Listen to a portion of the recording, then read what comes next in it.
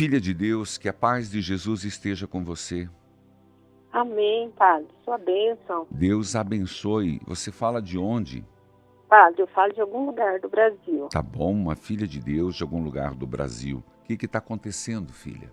Padre, eu preciso de um aconselhamento do senhor. Pois não? Eu vivo com o meu marido há mais ou menos uns 3 anos. Nós temos uma criança pequena e... Só que assim, a gente está vivendo um relacionamento muito conturbado. Tá. Ele é viciado em pornografia. Certo. E fui até pedir um aconselhamento para o padre aqui da nossa paróquia. Aí o padre falou assim para mim que como nós não temos o matrimônio do casamento, ele não poderia me aconselhar. Que se eu quisesse separar, eu podia separar, né? E que ele não tinha muito o que falar. A única coisa que ele podia era só rezar por mim. Certo. E eu tenho medo de desistir, padre, porque apesar dessa fraqueza que ele tem, né, ele até toma remédio para alguns transtornos que ele já tem.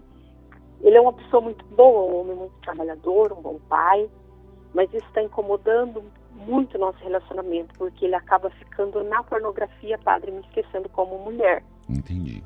Aí falta carinho, falta atenção, é complicado, padre. São coisas assim bem pesadas que às vezes não cabe nem eu falar nesse horário. Eu compreendo, filha. Fale um pouquinho mais alto nas outras vezes, do que você vai falar. Sim. Veja, você tem quantos anos? Eu tenho 45, padre. Ele? Ele, 42. Eu tenho que fazer uma pergunta, não é por curiosidade. Vocês têm relações sexuais?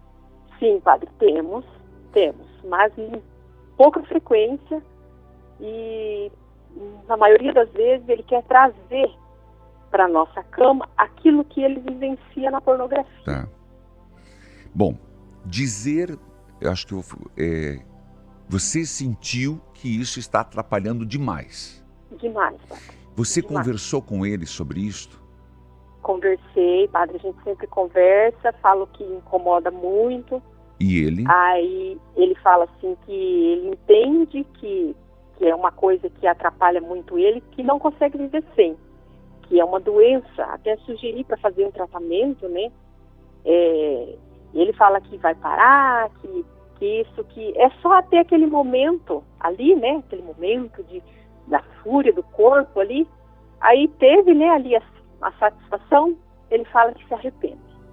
Tá. Né? Porque pega o celular, some, né? Se esconde e, né, se satisfaz por lá.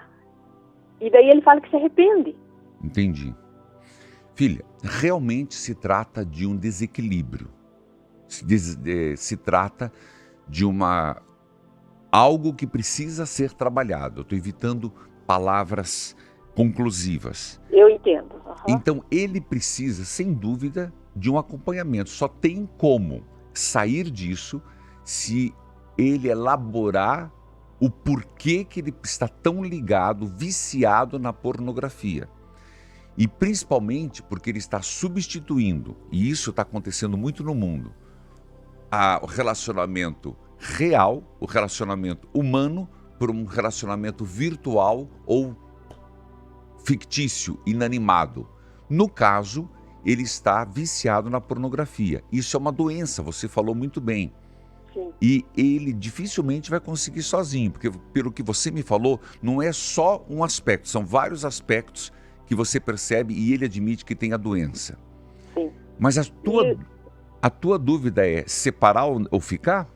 Separar ou ficar, padre, porque eu já tentei ajudar, às vezes minha autoestima fica muito baixa, choro, fico depressiva, me sinto muito mal como mulher.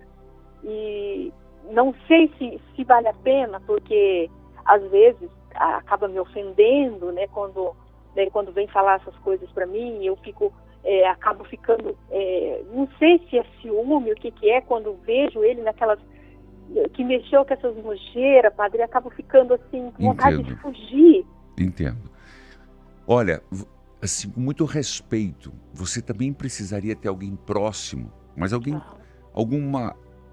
uma pessoa que tivesse discernimento para você também trabalhar isso em você. Uhum. Você fala, mas não sou eu que tenho o problema, mas você está tão ligado ao problema que se Sim. machuca. Então, de você procurar uma psicóloga, de você procurar alguém para desabafar, mas que possa orientar. Não é se desabafar alguém que não tenha nada a somar. Ir Sim. conversar com uma psicóloga. Mas, filha, se vê como uma doença, insistir que ele busque ajuda. E Sim. chegar a dizer isso. Nós só vamos salvar o nosso casamento se você enfrentar este vício. Como um vício de álcool, é como o vício da droga. E dizer isso com clareza. Eu não sei se eu estou em condições de continuar esse casamento. Você já chegou a falar para ele? Sim, E ele? já disse que ia abandonar tudo, né? E ele? Pegar a criança e não, que vai mudar. Mas aí passa uma semana, continua tudo de novo, padre. Então, Tudo de novo. já mostra que sozinho ele não consegue. Por isso é um vício, por isso é uma compulsão, por isso é uma doença. Sim. E se ele conseguisse entender isso, quebraria muito do tabu e essa vergonha que ele tem com o sentimento. Você vê que ele tem um sentimento de culpa, ele tem um sentimento de que está fazendo algo errado. É uma adolescência que veio no período errado, é uma descoberta, é um trauma, é mais fácil lidar com o imaginário do que com o real, mas isso quem vai ajudar é uma pessoa de fora. E convence-o a procurar um psicólogo. Sim. Sobre separar ou não, eu digo, não é porque vocês não são casados na igreja que eu vou dizer separe. Pelo contrário, vocês salvem esse relacionamento e depois casem na igreja. Aí sim as coisas são completas. Porém, o que esta filha de Deus trouxe como partilha deve ser algo que nos alerte, nos chame a atenção. Existem alguns problemas. O casal, ele faz um propósito de uma vida a dois em todas as áreas. Na alegria, na tristeza, na saúde e na doença. Padre, mas eles não são casados na igreja. Filho, deixa isso para lá. Isso aí se resolve depois. Inclusive, digo que não é hora deles quererem casar na igreja agora, em crise. Não é ter filho que vai segurar casamento e não é o sacramento que vai segurar casamento. Tem que passar a crise, tem que estar estável, então casar na igreja. Tem que estar estável, resolvido, então ter filhos. Senão é criar um problema em cima de outro problema. Voltemos ao tema. A pessoa começa a ver filmes pornográficos. Começa a ver no celular, o que é mais prático, ver imagens pornográficas. Ela faz vive uma superestimulação da libido, com aquelas imagens fortes, imagens de atores pornográficos, e aquilo cria uma satisfação. Quando vai na vida real, a própria pessoa que viu não é ator, é vida real. A outra pessoa é humana e tem as suas fragilidades.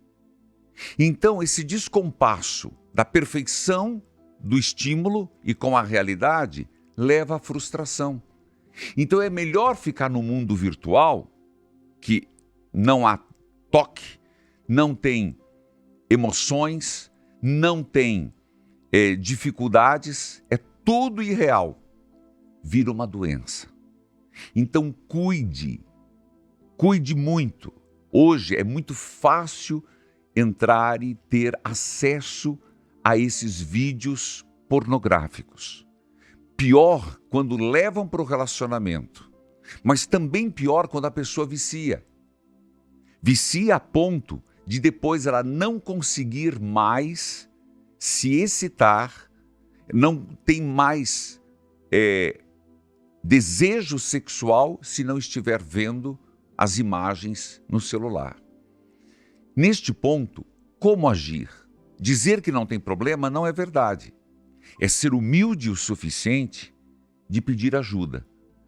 Pedir ajuda para um psicólogo, pedir ajuda para quem está próximo que pode somar.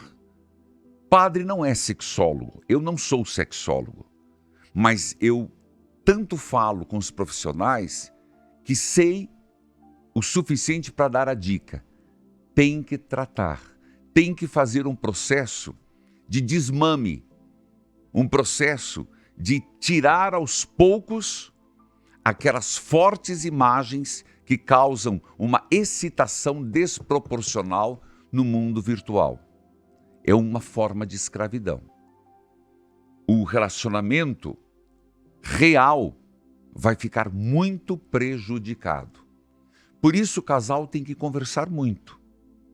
E já no início, colocar limites. No caso concreto da filha de Deus, se ele ama, ele vai buscar ajuda. O amor a ele e o amor à esposa leva a pessoa a procurar ajuda. Que o caso dela possa ser um exemplo e elucidar, clarear muitos outros que vivem neste drama. É um drama, acredite nisso. É um sofrimento. Isso não é agradável, porque mesmo depois, vendo isso, passa por uma masturbação, o sentimento de culpa. Pela masturbação, não. Porque sabe no fundo que a outra pessoa deveria ser o centro da atenção, do amor e até da sexualidade. É uma escolha. É possível sair disso.